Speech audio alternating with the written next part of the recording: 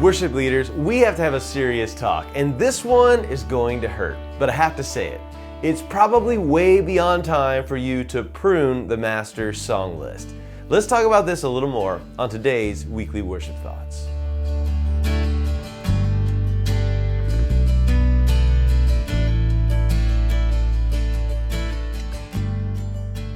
Whether in official form or not, each church has what I call the master song list. This is the list from which the church pulls songs for worship each week. When I first stepped into the role of a music director at a church, they had a master song list of 352 songs. Yowza. It didn't take long to realize that the list needed to go through some hard pruning. Now I know, you love the songs on your master song list. I get it. The songs are on the list for a reason. But I have to tell you that most of the songs are on the list for reasons that simply aren't good enough. Let's do some simple math. Let's say that your church sings 5 songs during each service. In one full year, which would be 52 weeks of 5 songs per week, you would lead 260 total songs. If you have only 100 songs on your master song list and you evenly distribute them throughout the year, that means you will play each song 2.6 times. Now, I don't know if that means anything to you, but to me, it means that you played a song in January, again in June, and if we round up to 3, once more in December. But since we rounded up to 3 for that song, it also means that another song, which we'll now have to round down to 2, was played in March and October. That's not good. Using a more manageable number, what if you have 52 songs in your master song list? Evenly distributed, that means you will lead each of those songs 5 times throughout a full year. And that number sounds a whole lot better to me. There are so many good songs out there, but as worship leaders, we really need to learn to say no to good songs and only allow great songs to make their way onto our master song list. Why is it important to only lead great songs? Well, I want to offer 2 reasons, though many more could be given. First, it takes a lot of collective work to play a song well. On a stewardship level, it is not loving or wise to ask your worship team to invest their precious time and energy into learning a song that will only be used 2 or 3 times per year. It is a much better investment and will yield far greater fruit if their time and energy are spent learning a great song that will be used 5 or 6 times each year. Second, the congregation is full of non-musicians. To musicians, it can seem like we are overplaying the songs if they show up on the set list every other month, but this is simply not true for the typical person in the congregation. They are not listening to, practicing, and rehearsing the songs several times leading up to Sunday morning. They only hear a song once and then not again for several months. This 2 or 3 times per year approach makes it incredibly difficult for the typical congregant to know the song, internalize it, own it, and then sing or pray the song from the depths of their soul. If we are frustrated that our people are not singing passionately to the Lord during the corporate worship time, it could be because they are still learning the song. Now personally, I like to use a seasonal song list approach. I get the worship team involved in selecting 15 to 20 great slow songs and 15 to 20 great upbeat songs to be used for the upcoming season.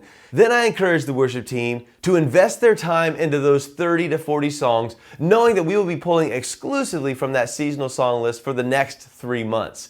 Some songs may be used 5 times and some songs may be used 1 time. If it is used only once, it is probably not a great song and doesn't deserve to be on the next seasonal song list. Now, I also make sure that each song is on the seasonal song list no more than 2 seasons in a row before being taken off the list for at least 1 season. And doing this helps to keep that set list fresh. Now, I also try to be intentional about introducing 1 new song each month. And that song is introduced 1 week, played again for the next 2 weeks, gets the 4th week off, and then is played again on the 5th week. So it's on 3, off 1, and on 1 again. That's the formula. And if the congregation isn't singing that new song with fervor on that 5th week, then it was not actually a great song. So worship leaders, please do yourself, your worship team, and your congregation a big favor and prune that master song list. Now, I want to strongly encourage you to prune that master song list, and I want to offer some super practical help towards that end. Here's what I want you to do. First, look over your songs from the previous year or even the previous several years. How many songs were you playing per year? How often were the songs being played?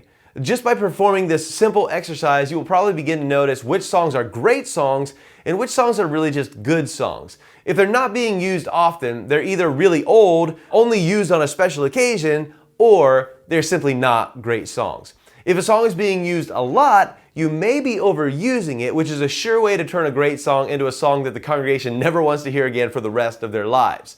Next, go ahead and use that master song list compiled from the last year or two worth of songs that you actually used in a congregational worship context and begin to make a new list. Now personally, I like to make 4 separate lists, but you're welcome to make just whatever you think is helpful. My 4 lists are fast songs, slow songs, hymns, and original songs. For me, I want to have a master song list that consists of roughly 30 fast songs, 30 slow songs, 20 hymns, and 20 original songs. You can play with the numbers however seems best to you, but I like to have no more than 100 total songs on my master song list.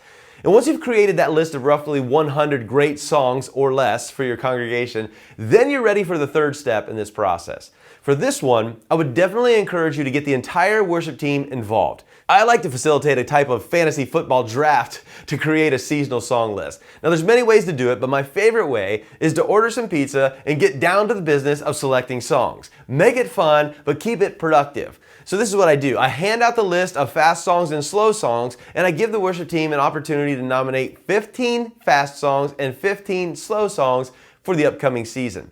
Any nomination needs to be seconded. Once 15 fast songs and 15 slow songs are nominated, I give everyone a chance to look over that list, and then I start a second round. And during the second round, each member of the worship team has a chance to challenge a song. They have to say what song they are challenging and why, and nominate a worthy song to take its place. A quick vote is taken, and then the song in question either stays or is replaced. At the end of the night, after pizza and a lot of laughs, we have our seasonal song list for the next 3 months. At that point, the worship team knows exactly what 30 songs they should be prepared to play for the next several months worth of worship. Then, as a worship leader, I make sure to pull songs from that seasonal song list each week to use for our congregational worship set lists. I also keep track throughout the season of what songs were used and how often they were used, and that information will become super helpful to us in a couple of months as we prepare to create a new seasonal song list. If a song was not really used during the season, then it's just not a great song and it doesn't deserve to be on the next seasonal song list. In fact, it may be best to just drop it from the master song list altogether. If a song was used a lot during the season, then it is a great song, but it may need a break. I never allow a song to be used more than 2 seasons in a row so as to keep it fresh for the congregation. If a song was a new song that was introduced during the season and it was really sung well on that 5th Sunday, then it will for sure go on the following seasonal set list. 2 final things worth mentioning here. First, I personally create 4 separate lists because I want to treat each Sunday like a wedding. I always try to bring something old, something new, something borrowed, and something blue to congregational worship. I will draw from my list of hymns for something old each week, and I will draw from my list of original songs for something new, unless I'm introducing a brand new non-original song that week. And when I say original song, I mean that it was written by me or by someone else within the worship team or the congregation. And the second thing worth mentioning is that CCLI has already done a lot of the hard work of figuring out what songs are great and what songs are only good. A great point of reference to use when compiling your master song list is the CCLI Top 100. I would say that at least 90% of the fast and slow songs you select for your master song list should be on that CCLI Top 100. If that is not currently the case, it is time to do some serious pruning.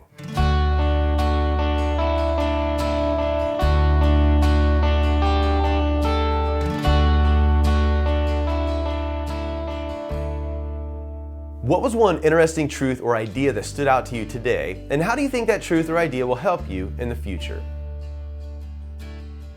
Would you say that your master song list has too many songs, too few songs, or just the right amount of songs?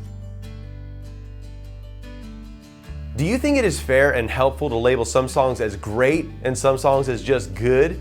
Why or why not? What do you think about the idea of pruning the master song list and creating seasonal song lists to pull from each season? Why do you think it is so important to remember that the congregation is full of non-musicians? How should that reminder play into your song selection from week to week?